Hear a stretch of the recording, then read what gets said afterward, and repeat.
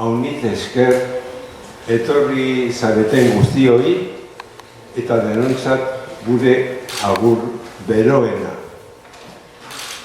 Es curioso y llama la atención cómo los nombres de algunos pueblos y de algunos valles de nuestra tierra tienen más que ver que con sus rasgos físicos o geográficos, tienen más que ver con las comunidades que los han poblado desde antiguo. Es el caso de Aezkoa, cuyo significado parece ser Aetzen Batzarrea, es decir, la comunidad de los aezcuanos. Eso viene al pelo para hablar de Jesús María Velasco Iriarte, un aetza, un aezcuano cabal cuya vida estuvo marcada por un fuerte sentido comunitario y una pretensión autogestionaria. Jesús vivió su niñez en Carralda, era de Casa Cornelio, que aún guarda el recuerdo de aquel alcalde que evitó en la guerra civil el fusilamiento de republicanos. La misma casa de su madre, que era también una tienda de artículos múltiples. Su padre, nacido en Lerín, llegó a Garralda como maestro y allí fue también practicante, relojero, músico, organista y director de una banda y fotógrafo que documentó la vida del pueblo entre 1921 y 1940. Su colección de algo más de 100 imágenes que se han guardado en placas secas de gelatinobromuro la donó la familia Velasco al Archivo de Navarra. Maestro de primaria, hizo oposiciones y ejerció en Echauri, Zirauqui y varios pueblos más. Casado con Teresa García, conforme vieron que la familia iba creciendo y el sueldo de un maestro de escuela no daba para vivir, se vinieron a Pamplona. Tere cosía y él fue a trabajar a 3 turnos en Penibérica como ayudante de laboratorio, vigilando procesos de fermentación de antibióticos. Allí formaba parte del grupo La Cuerda, de sindicalistas tempranos que reivindicaban, protagonizaban los convenios colectivos y organizaron también algunas huelgas. En aquel tiempo, Jesús se unió a la OAC, un movimiento cristiano de formación e intervención al servicio de la clase obrera, de praxis socialista autogestionaria. La OAC formaba a sus militantes en equipos con una eficaz herramienta de análisis de la realidad, el método en 3 tiempos: ver, juzgar y actuar, que conducía a acciones y proyectos de transformación social. La Hermandad Obrera de Acción Católica, la OAC, se había fundado en Navarra en 1946. A la luz del Evangelio y la doctrina social de la Iglesia, creó cooperativas de producción, de consumo y de viviendas, y llegó a ser una pesadilla auténtica para los gobernadores civiles del franquismo.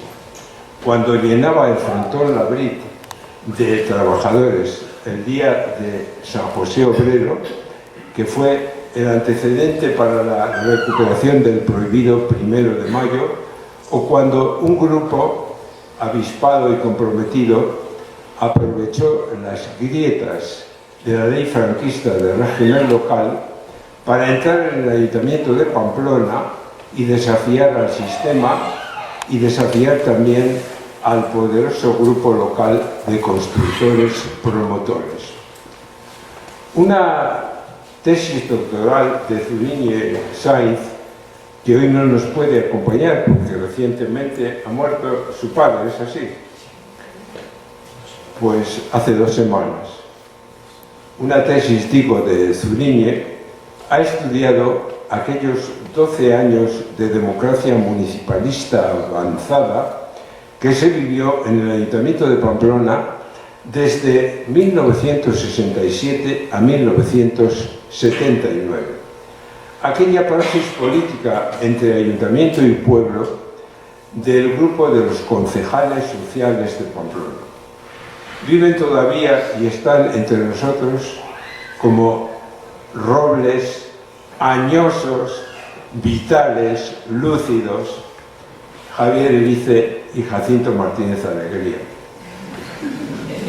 Jesús Velasco, como alcalde accidental, cerró aquella trayectoria ejemplar de defensa del interés público y comportamiento austero y honrado con otros 4 compañeros que vivieron la tragedia de los Sanfermines de 1978, cuyas responsabilidades se siguen exigiendo por la vía de la justicia internacional.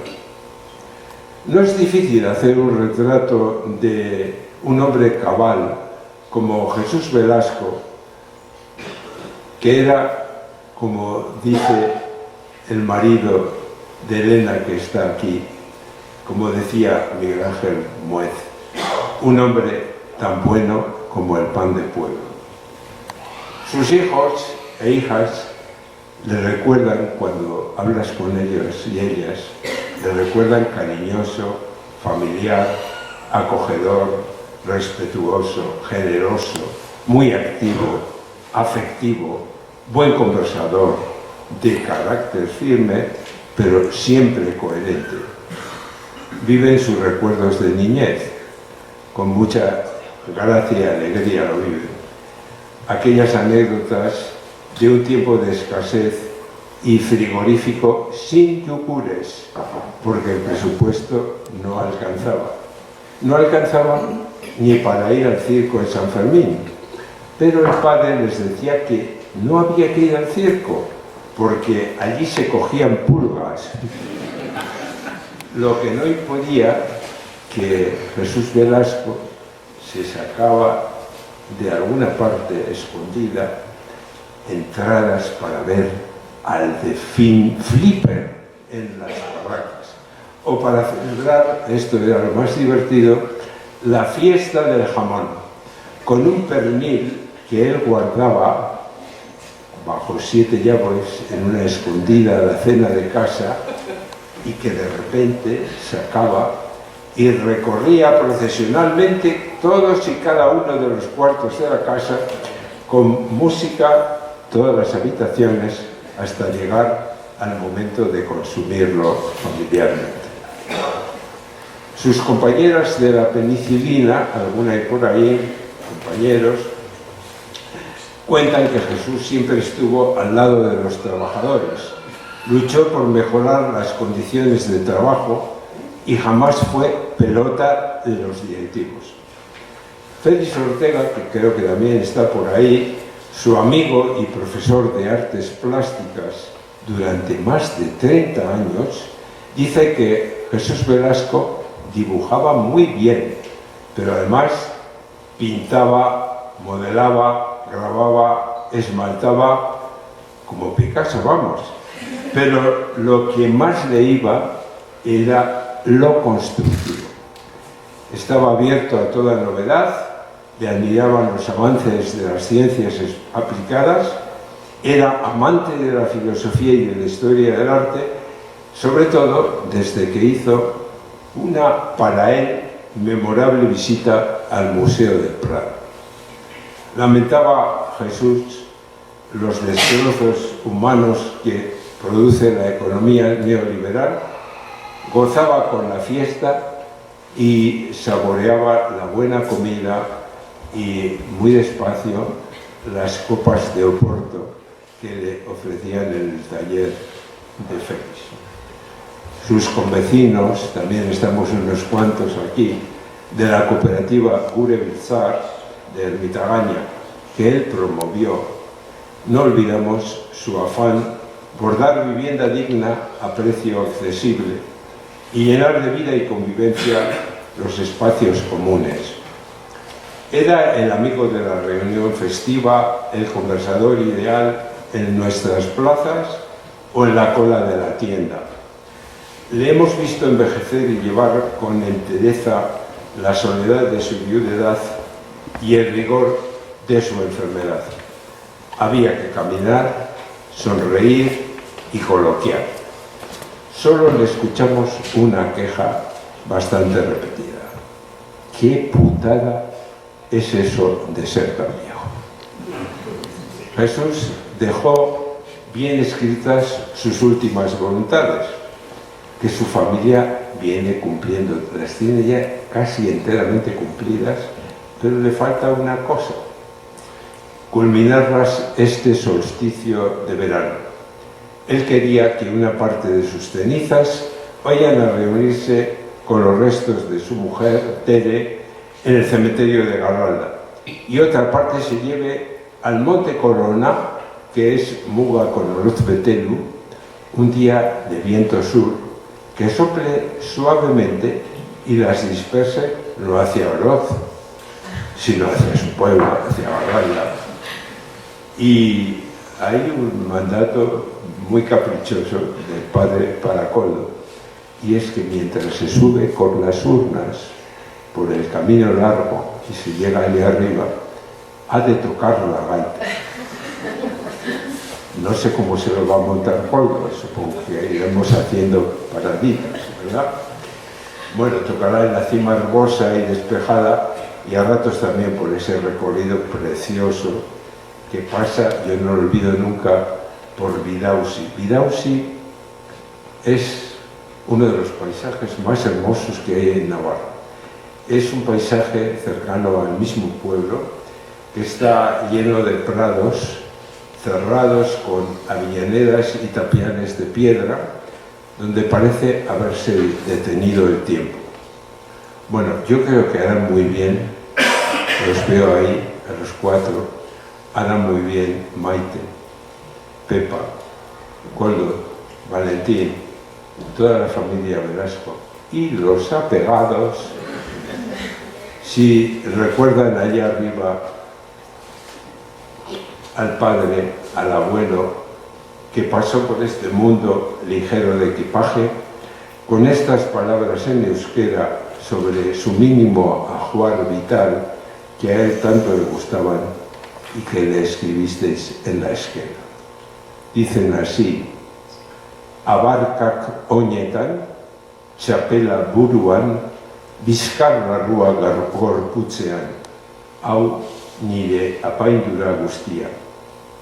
Goian bego Jesus, zu beti biziko zara gure gogoan.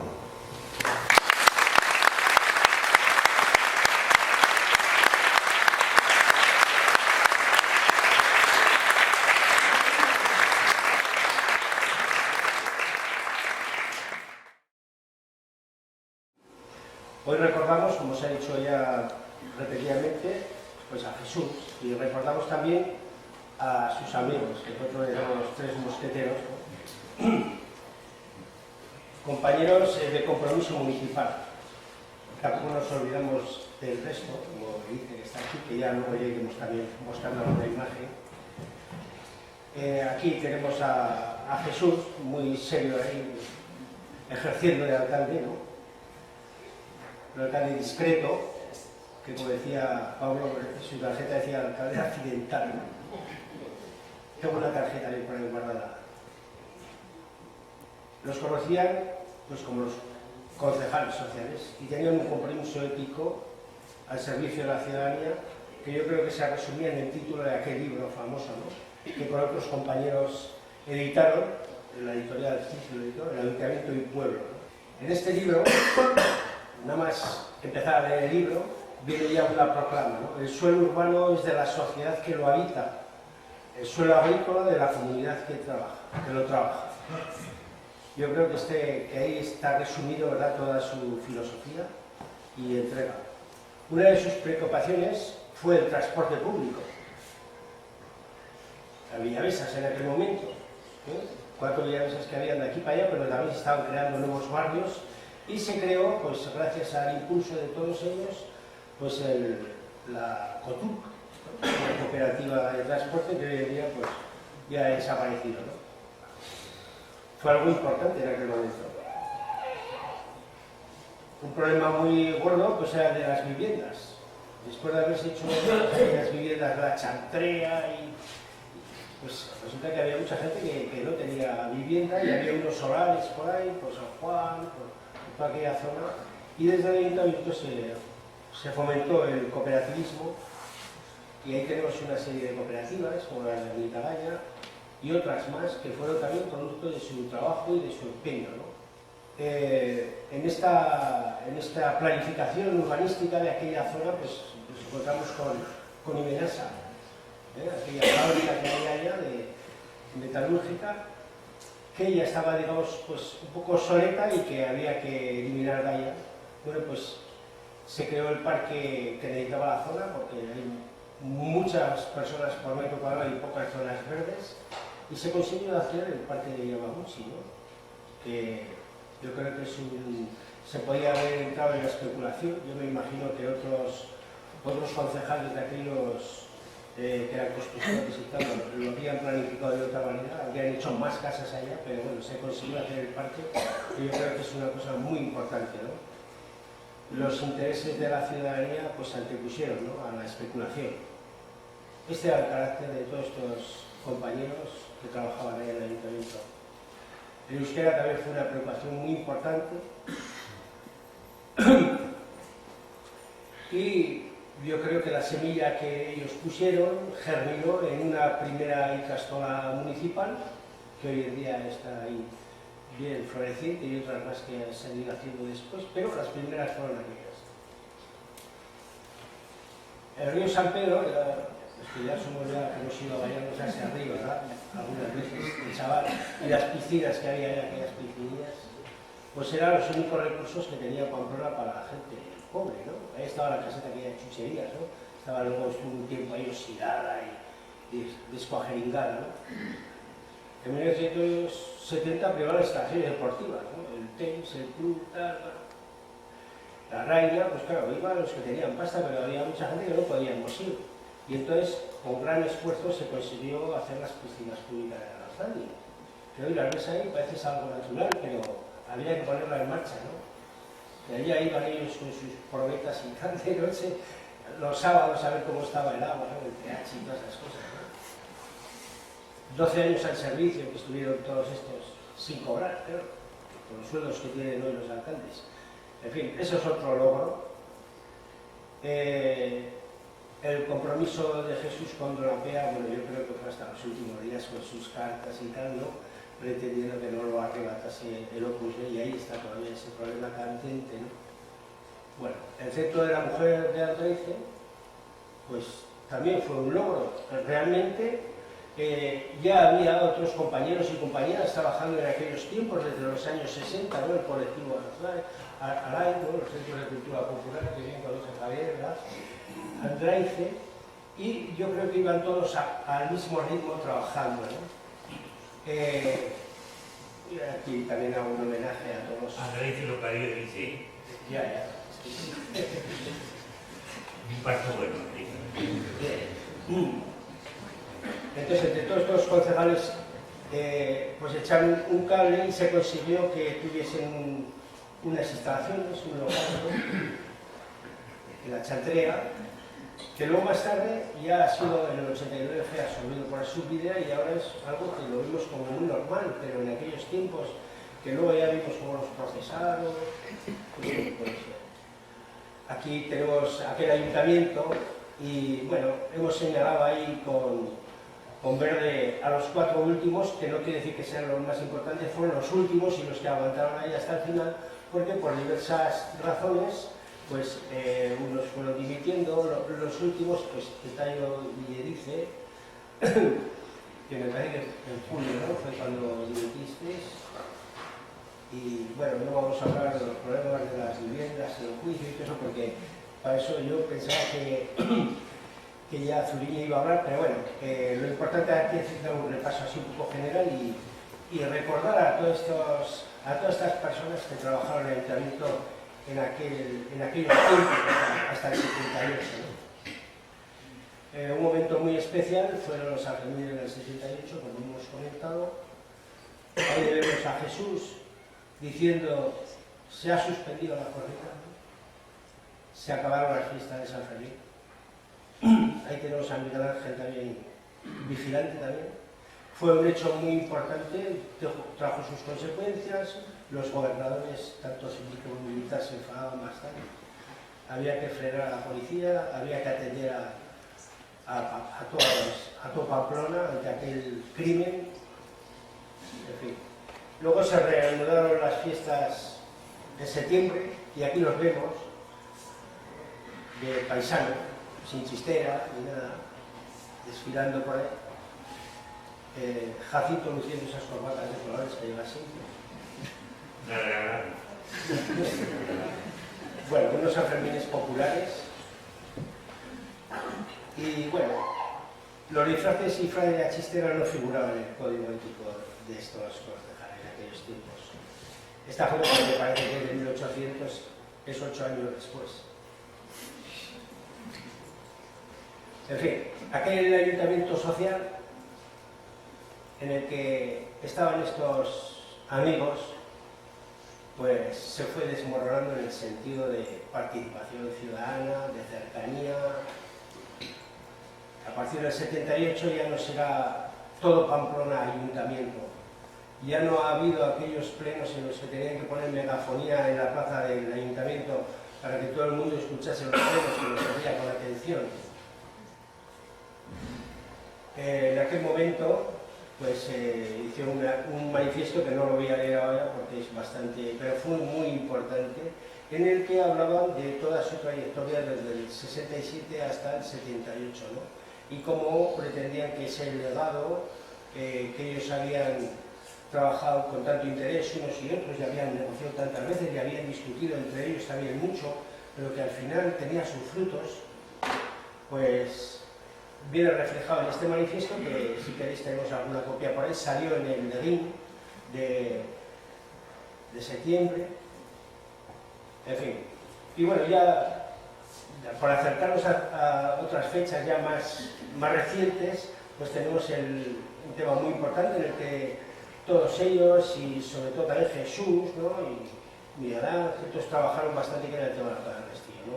El chambrío que se hizo, el escándalo de la Plaza del Castillo, con los garajes, con el lucro cesante, en fin, arrancaron ahí el subsuelo, tiraron luego, bueno, en realidad todos los restos arqueológicos los clasificaron, los numeraron, los guardaron y luego con el tiempo los picaron para hacer drenaje, ¿no? Pero bueno, corrupción, expolio, y todavía están por ahí los 6 millones de euros en concepto de lucro cesante, que yo creo que todavía podríamos seguir reclamándolos, porque legalmente creo que se puede reclamar a los concejales de entonces, ¿no? En fin, aquí tenemos a una cuadrilla de luchadores en defensa de la Plaza del Castillo, y ahí vemos a Jesús en el medio, con todos ellos, bien firme. Bueno, y fuera del ayuntamiento, el compromiso por mejorar la vida de las personas sigue en pie. La defensa del Castillo, la lucha por la recuperación del euskera, el sueño republicano, la lucha contra la corrupción, la recuperación de la memoria democrática. Ha habido un montón de iniciativas, por ejemplo, Contus, también ahí estaba Jesús, y había otros compañeros. Nunca faltarán motivos por los que luchar, tampoco amigos y amigas con quienes compartir anhelos, utopías. No faltarán las comidas de trabajo y de conspiración.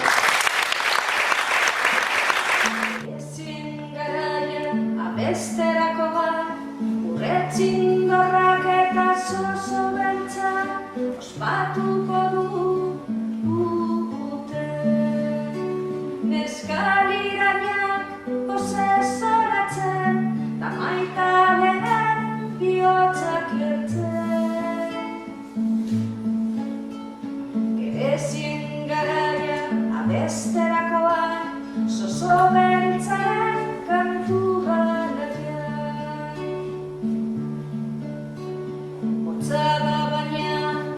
Gerezialdia, amets batean joaten garenean, egarritakoen ikila. Amodiozko arrozen pare, antoen artean odoginarra. Motza da baina, gerezialdia, ametsetako koral bentetan.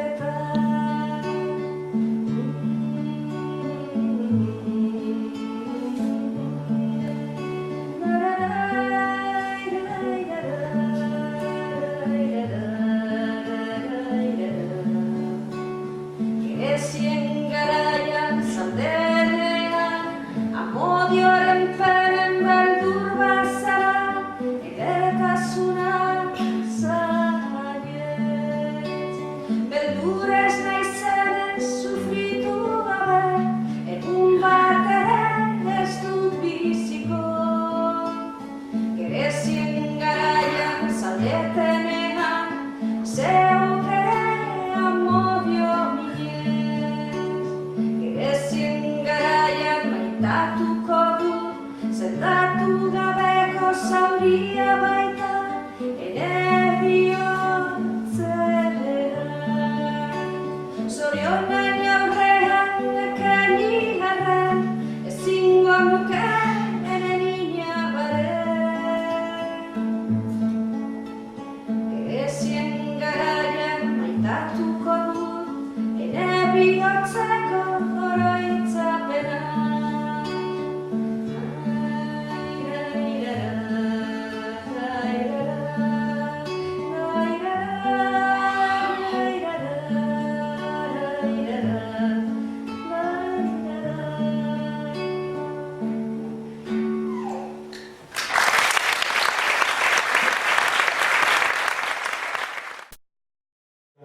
Cómo se logró entorpecer y en ocasiones vencer y doblegar la omnipresente dictadura y toda su maquinaria. Estas son preguntas que se realiza y que le realiza a Zuriñe precisamente el profesor Emilio Majuelo, que fue director de su tesis. La situación venía determinada objetivamente por las evidentes necesidades sociales propias de una época marcada por el desarrollismo desordenado de la ciudad que se estaba produciendo y una apresurada industrialización en Pamplona y su comarca. No podemos olvidar en nuestro análisis la presencia embrionaria primero y poderosa después de un pujante movimiento obrero clandestino, muy activo, reivindicativo, que favoreció y propuso nuevas reivindicaciones en este caso. Tampoco podemos olvidar un inicial, aunque muy precario, movimiento vecinal asociativo, que luego se desarrolló pujante. Pero considerando todas estas circunstancias, no podemos perder de vista la visión estratégica, el compromiso personal de un grupo de personas, tal y como hemos dicho antes, procedentes en su mayoría de los movimientos cristianos de base, que decidieron dedicarse en cuerpo y alma a la actividad municipal en el ayuntamiento y a la mejora de la calidad de vida de los vecinos, siempre en una relación de estrecha vinculación ayuntamiento y pueblo. Y ya que hablamos de ayuntamiento y pueblo, diremos que tengo a la vista el libro publicado en 1970, en plena dictadura, por la editorial CIS, antes lo ha mencionado Ramón, en el que participan varios de los concejales que en aquel momento estaban desarrollando su labor. Yo siempre lo he dicho que este libro fascinante, que lo devorábamos de estudiantes en el año 70, fue uno de los mayores goles que se metió a la censura franquista, que entonces era muy poderosa. ¿Y por qué digo que fue uno de los mayores goles? Porque las cosas que aquí se dicen, realmente en aquella época no solamente no se podían decir, sino que si las decías, te llevaban directamente a la cárcel. Y sin embargo, la editorial CIS, que en aquel momento era una editorial, bueno, de primera línea, en el aspecto reivindicativo y social, y que colaba este tipo de productos de vez en cuando, pues publicó este libro.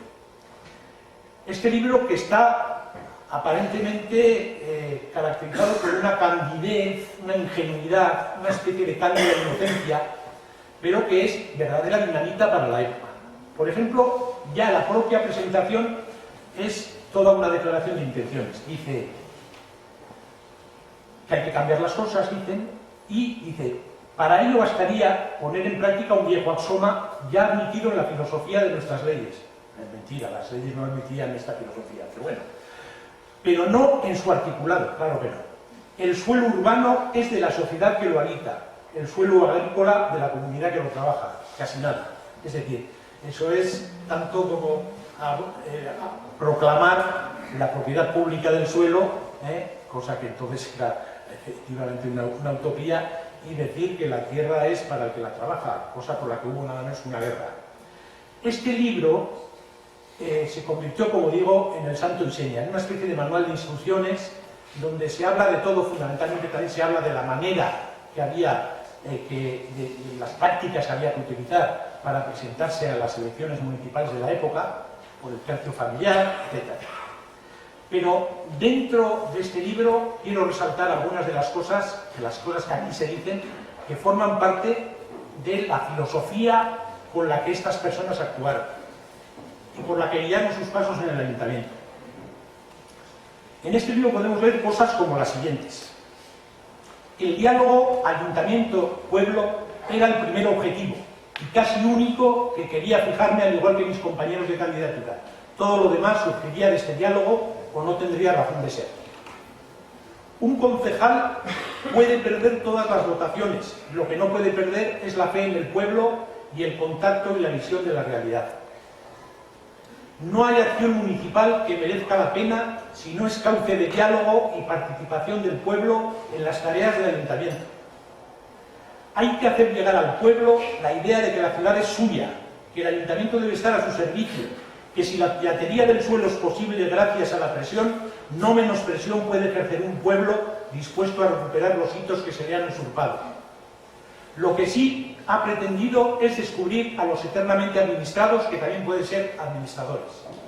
En pocas palabras, se sientan las bases para lo que constituyó un principio y guía de actuación de estas personas en el ayuntamiento, que no es otra que la convicción de que la acción municipal ha de estar directamente implicada con la acción del pueblo, con los problemas del pueblo y con la participación de todos los vecinos en sus problemas.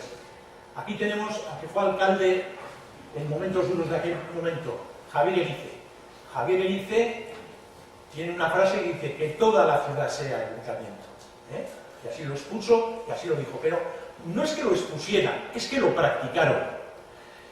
Las cosas que hizo este ayuntamiento en este orden fueron realmente notables y son de destacar porque marcaron una impronta decisiva en aquel momento.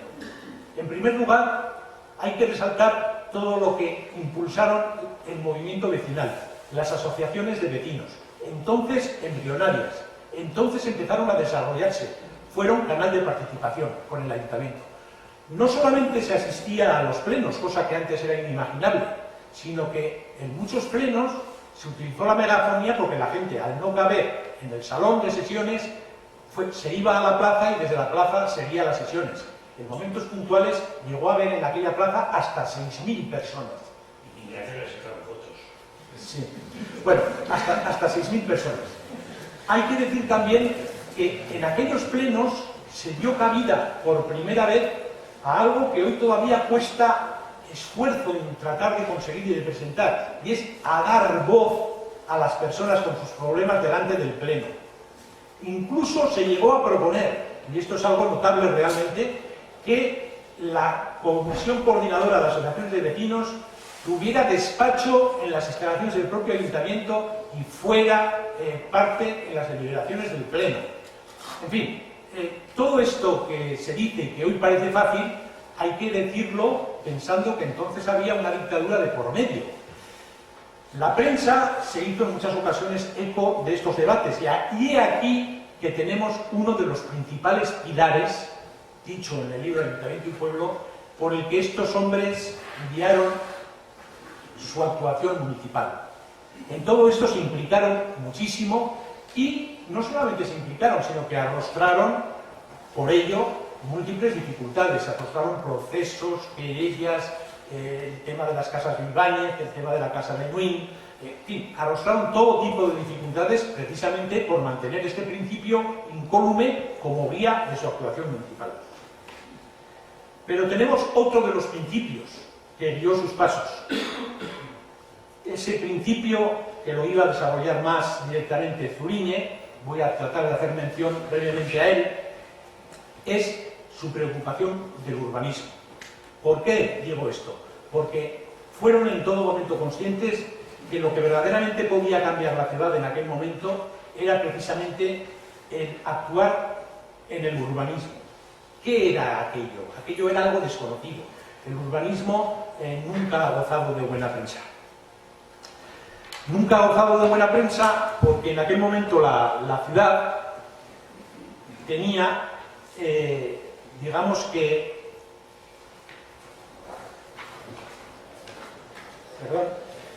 la ciudad tenía un urbanismo, digamos, de tercer orden, como he dicho antes. Nunca ha tenido buena reputación, el urbanismo nunca la ha tenido. Y hay que pensar que con razón, además. Primero, su lenguaje es indescifrable, es para técnicos, es para gente iniciada. La gente no profesional lo ve como un enorme tinglado, un bazar, un mercado persa, intencionadamente confuso, solo apto para iniciados, dispuesto para el provecho de los poderosos, para su enriquecimiento. Ha ido siempre unido en la praxis municipal a la especulación y a las relaciones inmediatamente con inmediatamente con la corrupción.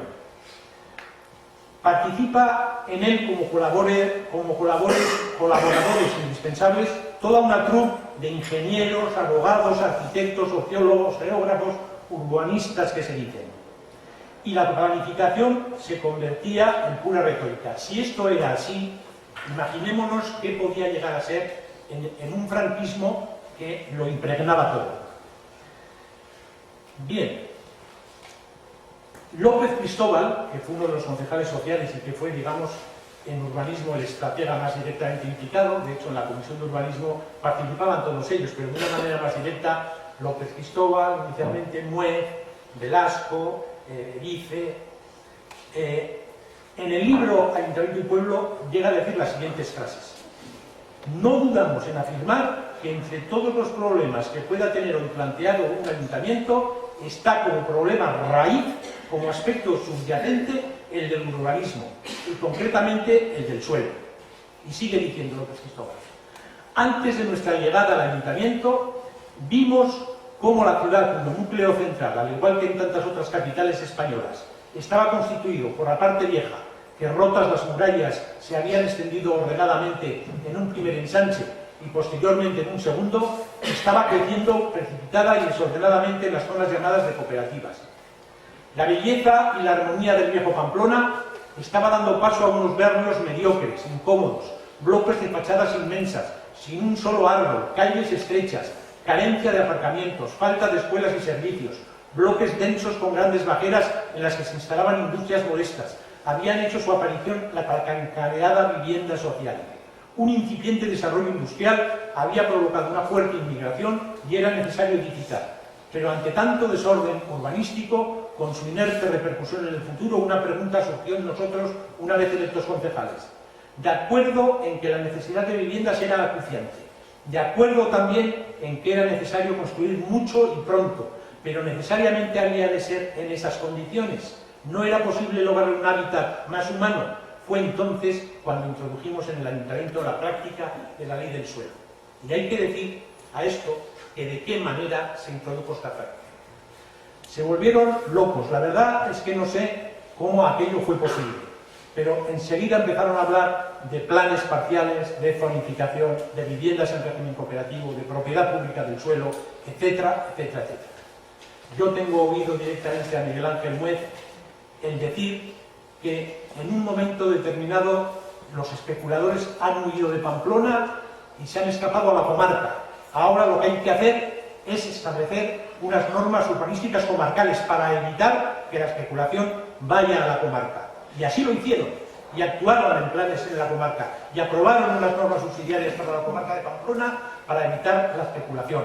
Y lo hicieron utilizando el recurso del agua, que era Pamplona la que suministraba el agua. Bien, No nos vamos a meter en problemas concretos porque de eso habría mucho que hablar y el tiempo que tenemos es limitado y realmente, bueno, si luego surge la cuestión podríamos tratarlo. Bien. ¿Y ese tiempo limita?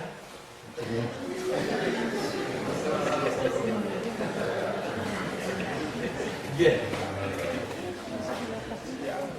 De todos modos, tal y como estaba el ayuntamiento en aquel momento, quiero citar ahora también, perdón por tanta cita, pero es que es inevitable a veces, lo que figuran en unas memorias inacabadas en Miguel Javier Urmeneta, que publicó en la editorial Pamela Íñigo Roldán, Jimeno. Urmeneta está asombrado. Urmeneta fue alcalde de la ciudad en una época, en la primera época de estos concejales, y está asombrado de lo que estaba pasando en el ayuntamiento, en un momento posterior, ¿no? Y dice Urmeneta: en las elecciones del 73 se instala en Pamplona un ayuntamiento que ya no se parece en nada a los anteriores. Suben y bajan por las escaleras de honor, horror de los antiguos secretarios, jóvenes con barbas y chicas con vaqueros, que llevan carpetas con pegatinas, con problemas de barrios, de castolas, de gitanos, de guarderías, de escuelas, de locales. Todo el mundo pide locales. Clubs, bibliotecas, dispensarios, feministas, ecologistas, tercera edad. Un día se pone la ikurriña en el balcón, que junto a las 3 banderas ha podido ser una muestra de convivencia. Juntas de vecinos, a veces encrespadas, asisten a las comisiones internas. Corrientemente, al salir, los grises están apostados en muchas esquinas de esa teatral plaza del consistorio. Bien, esto es lo que define la Pamplona de la época. Y esto es lo que logran en pleno franquismo estas personas. Quiero decir una frase de Jesús Velasco cuando se produce la destitución de Javier Erice en el primer curso de urbanismo que organizó el Centro de Arquitectura Víctor Erusa, en el Ayuntamiento, el 1 de octubre del 76. Javier Erice estaba recién cesado, sin respetarle la presunción de inocencia, por cierto. El concejal Velasco dirigió la palabra, como alcalde en aquel momento, y tal, pues decía él, a los asistentes a este concurso de urbanismo de este modo: no ha venido el señor alcalde, porque hace un par de horas recibió la comunicación de su cese en el cargo. Nos alegra mucho que ustedes hagan urbanismo, les dice. También el Ayuntamiento de Pamplona quiere hacerlo, y por eso pasa lo que pasa. Es decir, como se ve, era muy consciente de las dificultades y de lo que les pasaba realmente, pero eso no les arregló en ningún momento. Bien, recibieron querellas. Fueron degradados en sus empleos en unos casos, amenazados en otros y despedidos. Sufrieron multas, querellas, suspensiones, sanciones de toda índole. No se doblegaron. Fueron osados, violentos, decididos, comprometidos. Pagaron un importante precio personal, pero como bien dijera Urmeneta, la empresa valía la pena, pues su objetivo siempre fue que no hubiera pamploneses y ciudadanos más que de una sola clase. A la vuelta del camino, ¿qué es lo que se puede decir de todo esto? ¿Qué balance hacemos? Los concejales pasaron del yo del señor alcalde y de las alcaldadas al nosotros comunitario, a la conciencia ciudadana y a la responsabilidad compartida de sentir y hacer la ciudad y vivirla como propia. Logros fueron bastantes, algunos muy relevantes. Políticas de suelo diferente, freno a la especulación, sentido de comarca con el urbanismo como centro y seña de identidad, servicios comunitarios. Si se contara algún día cómo lograron algunos de esos servicios, verdaderamente sería para hacer un congreso y nos daría mucha risa. Sentaron las bases para la Pamplona del futuro. El caso, digamos, para mí, más emblemático fue el buen hacer que tuvieron en Ermitaña. El primer proyecto urbanístico en el que intervinieron directamente los concejales con su filosofía particular y propia. Se decidió que los terrenos se destinaran a viviendas sociales bajo el sistema de cooperativas. En este polígono se plasmaron todas las aspiraciones urbanísticas que están en este libro. municipalización del suelo, gestión, intervención directa municipal en el proceso y diálogo permanente con el pueblo y los cooperativistas. ¿Fracasos? Tuvieron fracasos, bastantes. Tampoco formaron un grupo monolítico, entre ellos tenían diferencias, discutían bastante y a veces había desequilibrios entre ellos y no siempre fueron actuaciones concordes, pero el balance general es altamente positivo. La mano de la dictadura era larga, había muchas restricciones, el orden del día de las sesiones había que darlo a conocer previamente al concio de turno, que revisaba todos los acuerdos, había presiones en la prensa, de los constructores, de los empresarios, del todo. El Plan Sur no fue un logro a medias, no se realizó del todo, se impidió la municipalización del suelo. La universidad pública fue uno de sus objetivos, decayó, pero lograron en parte la compensación de Donapea y el gran sueño que tuvieron, que yo se lo oí a Jesús Velasco y a Miguel Ángel Muez, el gran sueño que hoy ya puede ser una realidad es el haber conseguido la Facultad de Medicina en la universidad pública. Hubo muchísimos enfrentamientos. Entonces, el balance que podemos establecer es positivo. A mi modo de ver, sí, es positivo. Y hoy gozamos de bienes de inconmensurable valor, como son las libertades formales de expresión, entonces no la haría, de conciencia, de asociación, de manifestación, pero como dijera con mucho criterio y con mucho humor Mark Twain, debemos tener prudencia para no ponerlas estas libertades en práctica, pues ya se sabe cómo se acaba. Pues al fin y al cabo el pueblo soberano siempre que no haga uso de su soberanía. En tiempos de oprobio y dictadura estos hombres fueron soberanos. Dijeron lo que pensaban, sobre todo actuaron por sí mismos y pusieron en marcha los mecanismos para que los ciudadanos pudieran hacer. Es por ello del todo necesario reconocer su actuación, su persona, su figura y sus obras, en un hacer personal impecable por su ejemplaridad, su honradez y su eficacia.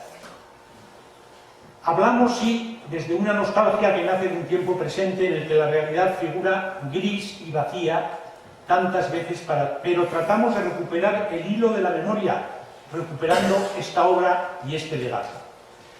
Como se ha dicho, la memoria es justicia, no es un mero sentimiento o evocación del pasado, y hemos de hacer justicia a estas personas recuperando su obra. Se lo debemos a ellos y nos lo debemos a todos nosotros y a esta ciudad. Después de todo, las ideas que no pueden quedar victoriosas en el momento histórico concreto mantienen una fuerza dinámica en el reino mental.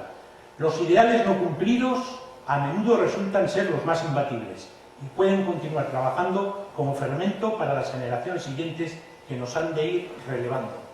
Que así sea.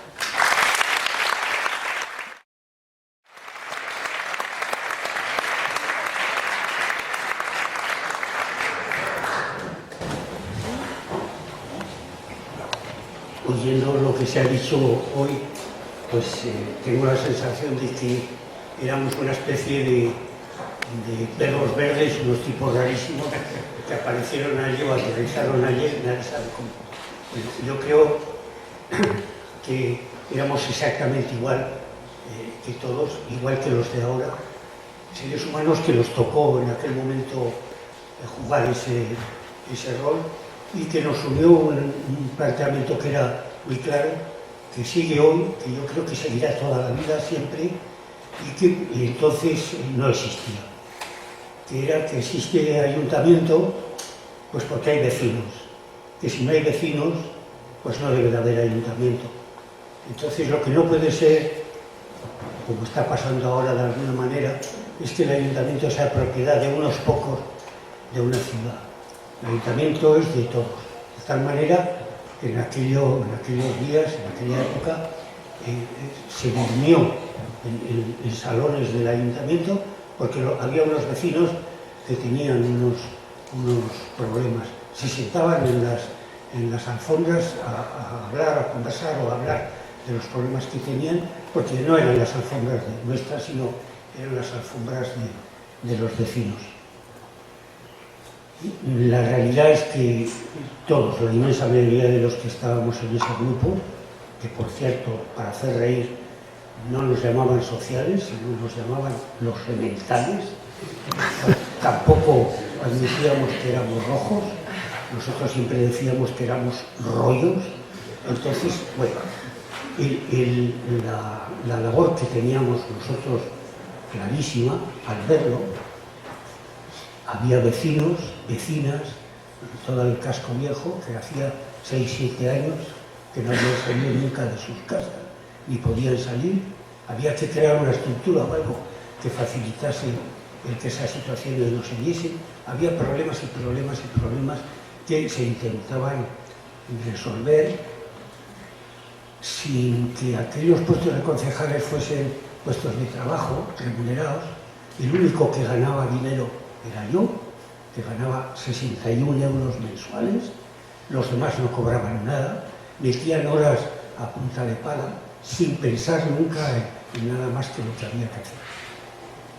Es posible que se piense que los plenos todos eran un absoluto martirio. Pues no sé. Yo recuerdo cosas que salimos de aquel pleno, nos estuvimos riendo porque no se había caído en cuenta de lo que estábamos haciendo, que fue decidir qué anchura de la franja verde de los taxis, qué anchura, ¿no? 43 centímetros, 25, 88, ya no me acuerdo. Pero nos liamos 3 cuartos de hora a discutir eso, y al final, como no había acuerdo, no sé cuál de mis compañeros decidió que con muestra de confianza se delegaba en el alcalde para que tomase su decisión. Yo, por la palabra, dije que agradecía mucho una muestra de confianza en un tema tan... Lo cierto es que fue muy duro aquella época, y que el principio que teníamos nosotros allá no se ha pasado, no se ha acabado. O sea, el ayuntamiento hay que recuperarlo, hay que enterarse cómo estamos en Pamplona. Hay unas decisiones en unas elecciones muy recientes, dónde estamos unos y dónde estamos otros.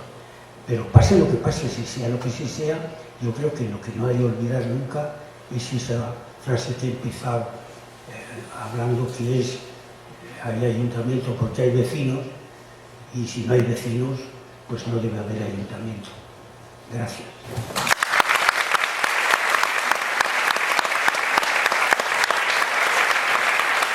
Jesús de las Criarte nos ha dejado una buena persona en toda la extensión de la palabra.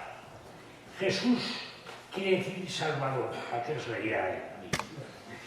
Creo que tengo la obligación moral de hablar de este hombre porque hemos sido testigos directos de su buen hacer. Este hombre era querido por todos nosotros. Le llamaban junto a Miguel Ángel Mezolordía y López Cristóbal los mosqueteros del urbanismo. Aquí urbanismo más horizontal que vertical. Cuando estos ilustres ciudadanos tenían que ir a Madrid, se hacían cruces porque planteaban asuntos tan importantes que los consideraban como unos verdaderos arquitectos. De un principio se dio cuenta de que eran unos simples concejales. Se opusieron valientemente a hacer terrenos gratis a nuestros amigos del Opus, pero entra en escena Javier Blanco y decreta la cesión de terrenos sin ninguna compensación. A destacar, los gastos que se derivaban de estos viajes no suponían ningún gasto a las arcas municipales. Todo lo hacían gratis. Elena, esto pide. Sigamos con Velasco. Le tocó como alcalde la suspensión de la siesta de San Fermín porque la nefasta intervención de la Armada supuso la muerte a tiros de Germán, y que seguimos sin saber quién fue el culpable.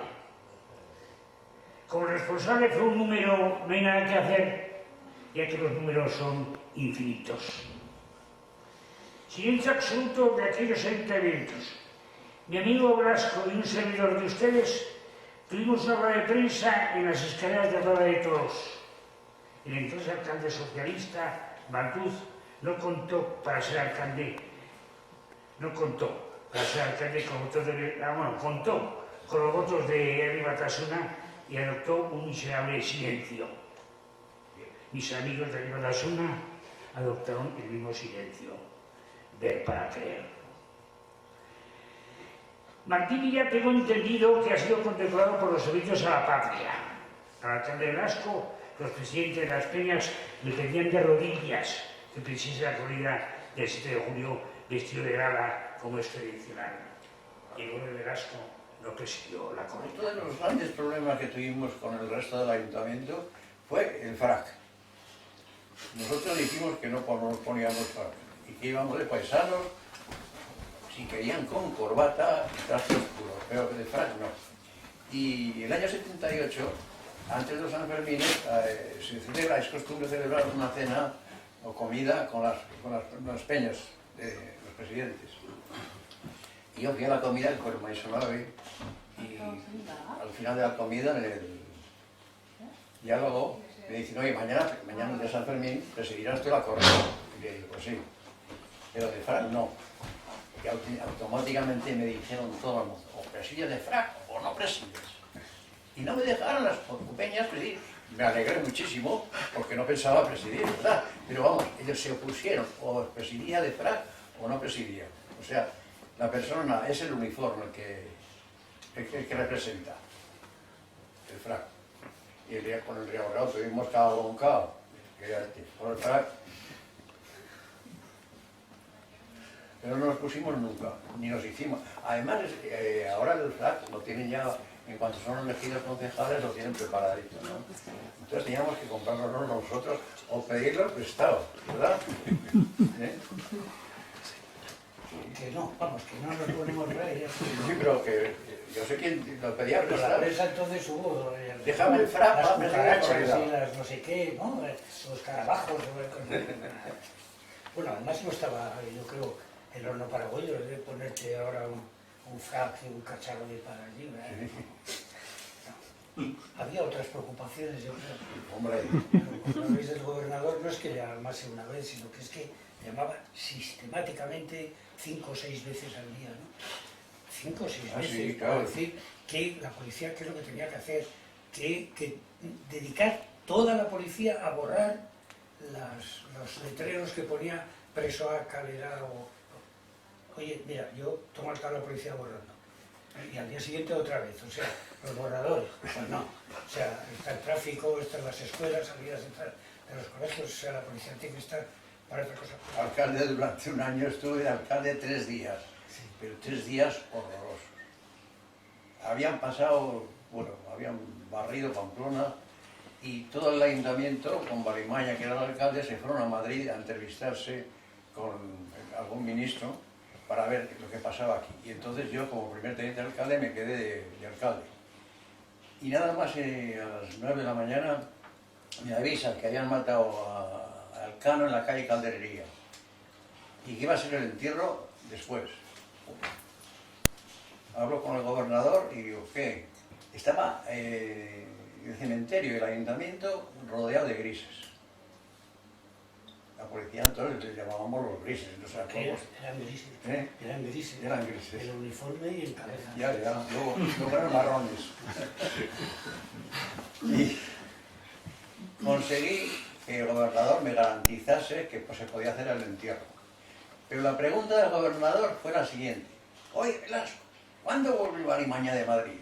Yo qué sé. O sea, no quería ni que estuviese un día yo de alcalde. ¿Cuándo volvía Balimaña de Madrid para que siguiese de alcalde? Esa fue la pregunta del gobernador.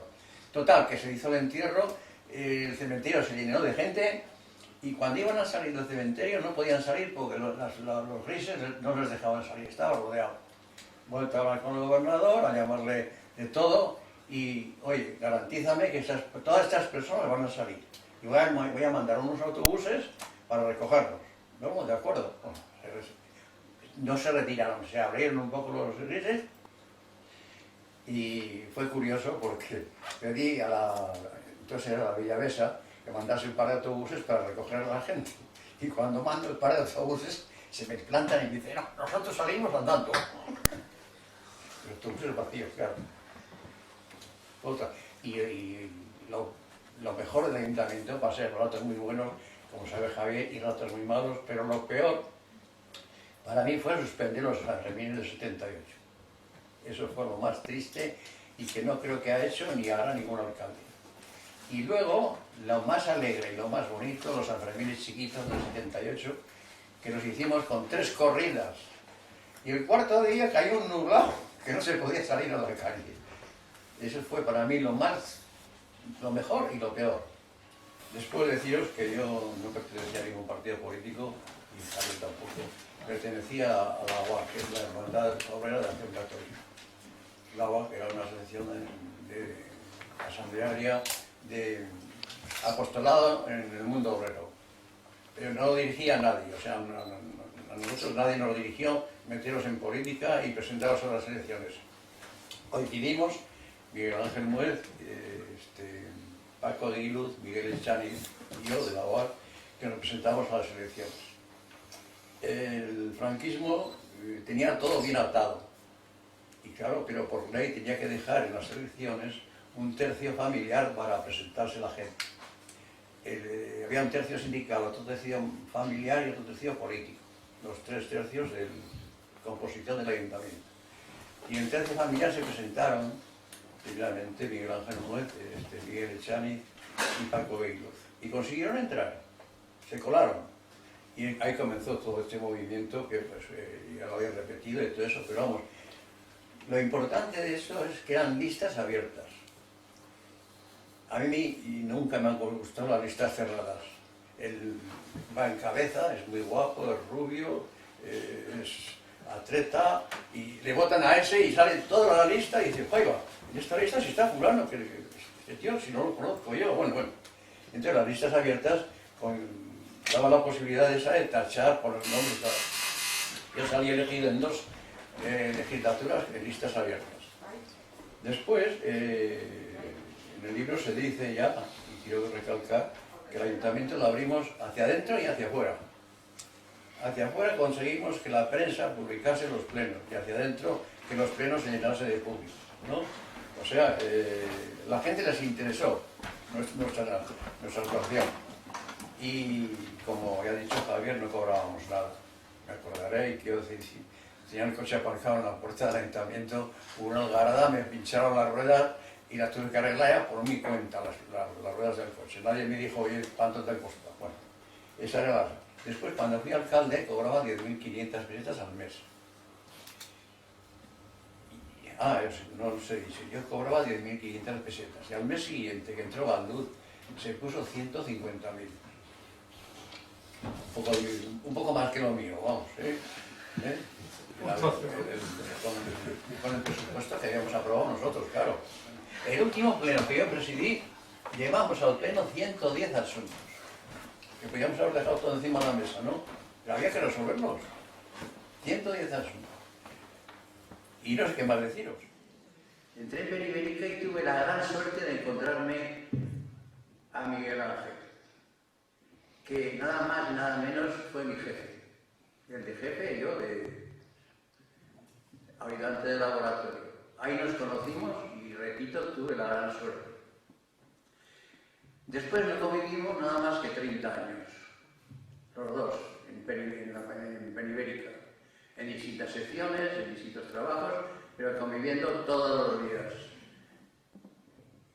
armando conciliábulos y confabulándonos contra todos los días. Allí convivimos y con su amistad nació en mí la afición y el sentimiento por la UAC. Seguimos los dos en la UAC juntos y luego al final pues también el ayuntamiento. O sea, esa amistad me introdujo a mí en mi afición, mi tendencia a la UAC y al ayuntamiento. Sobre el parque Yamaguchi hay que hacer constar que lo conseguimos nosotros. En el centro del parque Yamaguchi antiguamente había una fábrica, la de Imenasa. Imenasa terminó su qué hacer y se levantó, pero tenía unos derechos edificables. Entonces podía volver al centro a edificar, a realizar sus derechos.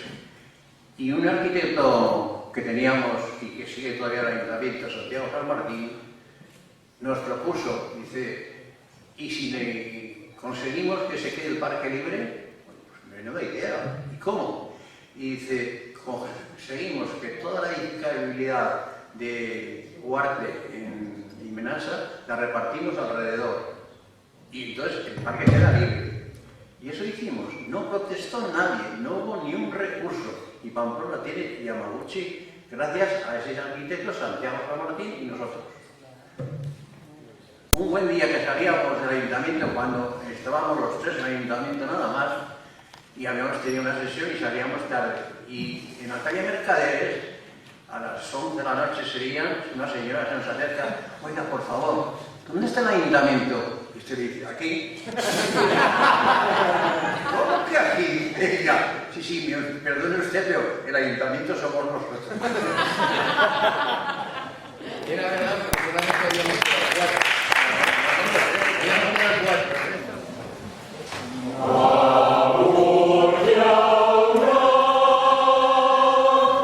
Yeah.